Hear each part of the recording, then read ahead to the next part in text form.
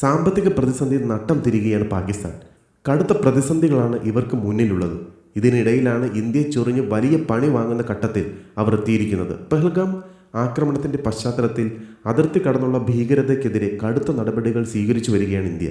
പാകിസ്ഥാനെ സാമ്പത്തികമായി ഞെരുക്കാൻ കഴിയുന്ന വഴി തേടുകയാണ് ഇന്ത്യ. പാകിസ്ഥാനെ വീണ്ടും ഗ്രേ ലിസ്റ്റിൽ ഉൾപ്പെടുത്തുന്നതിനും IMF സാമ്പത്തിക സഹായം നൽകുന്നത് തടയുന്നതിനുമുള്ള നടപടി സ്വീകരിക്കാൻ ഒരുങ്ങുകയാണ് ഇന്ത്യ ഇപ്പോൾ.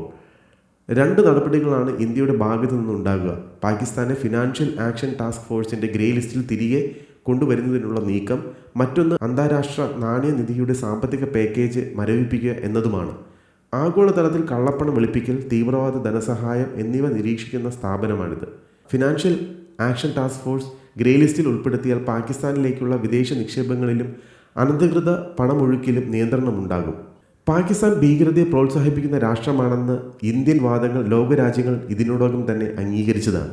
ഈ പശ്ചാത്തലത്തിൽ ഇന്ത്യൻ നീക്കങ്ങൾ അവർക്ക് തിരിച്ചടിയായി മാറുമെന്ന് ഉറപ്പാണ്.